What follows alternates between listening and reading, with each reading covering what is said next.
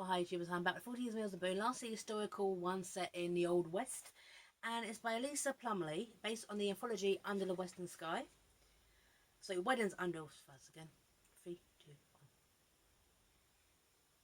Well, hi YouTubers, I'm back with 40 Years of Meals and Boon, and this is last one of the anthology Weddings Under Western Sky. It's by Plumley, called Something Borrowed, Something True. Now, whenever Bannon's ranch hands order him a male or a bride, he plans on sending on the first train back home, till he sees a beautiful bride and with his wits go walking. But Nellie Trent isn't in Morrow Creek for vows and vows. She's an undercover journalist with an expose to write. So, now, I must admit, I like the post, but I didn't really like it. Essentially, his ranch hands, his staff, have contacted an agency to find a mail order bride for him, because ever since his girlfriend kind of walked out on him because she didn't like the lifestyle, he's been bitter and lonely, and they just decided to get him a brand new wife. Okay, so this bit here, okay, right, this bit here, okay, this is when he's at the train station ready to kick this woman to the curb, right. Everett knew about romantic hopefulness. He wanted no damn part of it, not anymore. His calamitous experience with his former lady love, Miss Abby O'Neill, taught him that he was better off without any sentimental mush like loving and needing and hoping. So he reckoned grumpily was Mrs. Nellie Trent, whoever she was. Okay, but he meets Nellie Trent, okay, and this is when it flashes back to where we find out, okay, what his ranch hands have done, okay, and they're all getting trussed up, and this bit here, okay.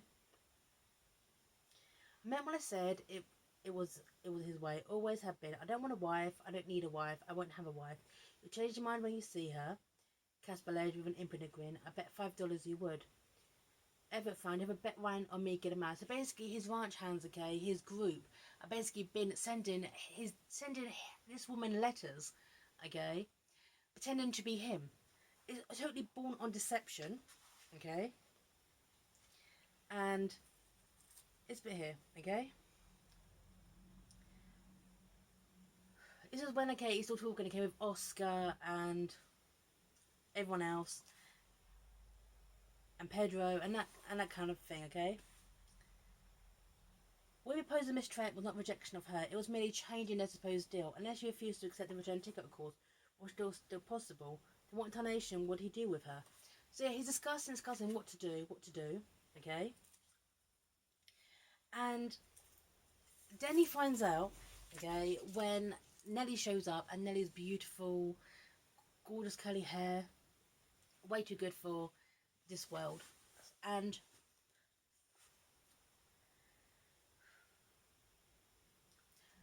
but this is from Nellie's point of view. A woman who'd offered herself up for marriage couldn't have walked into such an arrangement willy-nilly. She had to prepare. She had to give as many details as she could. She finally sussed that Everett Bannon did not want her here, but his men did.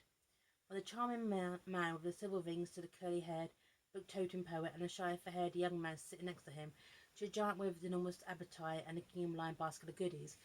Essentially, she's had a courtship with other people, now she's with him. It boggles the mind.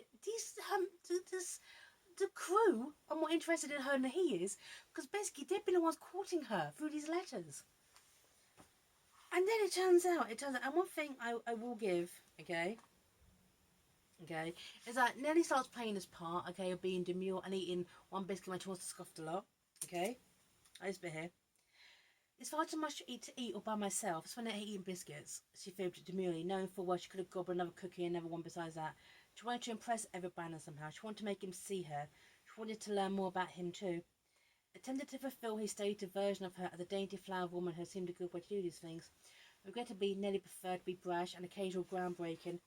Being the cares was hardly her forte. But the thing is, one good thing about Nellie, okay, when she's at this ranch, okay, she is upfront about what she doesn't want to marry him, okay? She says it straight away, okay? I just said I won't marry you. You travelled hundreds of miles to hear me say it. A period markedly confounded, he shook his head. And all he wanted to talk about his cookies. Oh, Nellie blinked. I'm sorry, Everett. I thought you already guessed. I don't want to marry you. I certainly can't promise to marry you, she chuckled. It was never my intention at all. It seemed put out, it wasn't. Well, I didn't intend to proceed a bit further with the game of shenanigans, nor the wedding to do for saying this. But frankly, you're not wanting to be married comes as something of relief to me. I was concerned about hurting your feelings with my not wanting to be married. But since you're being so straightforward, I think I can be too. I tell you what about it on the way to your ranch. Everett, I accept your offer to stay. So it's just, she basically, I'll give her this, okay? She's upfront on the fact that she's here to do an expose about mail order brides. She doesn't lie about it. She's upfront. She's going to stay with him to get kind of experience of the mail order bride, but not actually marry him. But the thing is, people get start caught up in this, and they keep going on and on and on, and they start to fall in love with him.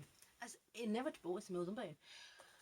So the thing is, she's not deceiving him. She's upfront, but she's deceiving everyone else. Okay, and she's talking about the fact she's a journalist. Okay, a journalist. Everett experienced a seeking sensation. A female journalist would notice the highly sophisticated man. But he wasn't Everett Bannon, damn it. He would not go down without a fight. He liked Nellie. She liked him. They could. But only for the ladies' society pages, only to write about parties and art and the SPs, and only until I'm married. I thought you didn't want to get married. I didn't. She flashed him a luring smile. I kind of more amenable to the idea by the moment. And so, yeah, so she writes a story about the newspaper, okay, about the Mail Order Bureau's claim that anyone can fetch themselves a perfect match for to cause a few fanciful written letters and a postage stamp. But it is misleading and maybe even fraudulent. So sad to discover the truth about things. Posting herself as a potential bride. Well, yeah, as all the best investigating is done. But the thing is, as I said before, in a way it's a deception because she's not spoken to him. There's no communication. I mean, if he'd written to her out of being sincere, and then she showed up and said that, it would have been totally different because she's deceived him. Now, his ranch hands deceived him. In a way, they deceived her too. But it doesn't really have the impact it should because he doesn't want to get married in the first place, and she doesn't want to get married. So you sit there thinking, why are you even wasting your time with this? It's not really a truthful version of the mail order experience because it's just the way it is, okay? And I like the fact, okay, that Nellie is actually quite masculine, okay? Right. And they start checking each other out, and get this, okay? I admitted I'm wearing boots. She lifted her skirt a few inches to confirm it, offering 10,000 glimpses of her stocking-clad legs in process. Oh my gosh, showing her stockings. Boots boys, I like them. They're comfortable, they fit me. This pair is a little muddy at the moment, but that's for me easily enough. Doesn't make me any less ladylike. Well, we search for a poor reply. You have nice knees. Oh, he's checking out her knees. Oh my god, his knees. His knees. So she meets people, his things, and she starts going on with the experience. But the thing, there's no question of, is Nelly going to write a book about this? A book about what's like to be a mail order bride? It felt like she kind of met Everett, and just forgot about the fact she's an investigative journalist, and now she's going to become a ranch hand. Okay? So, and then, okay, she sees what everyone's been doing for the wedding. Now, she can't go through with the reception because it hurts too much. They turn the barn into this kind of like beautiful reception area. She starts going along with it. She meets the people. She starts to fall in love with it all. And then she kind of walks away, okay?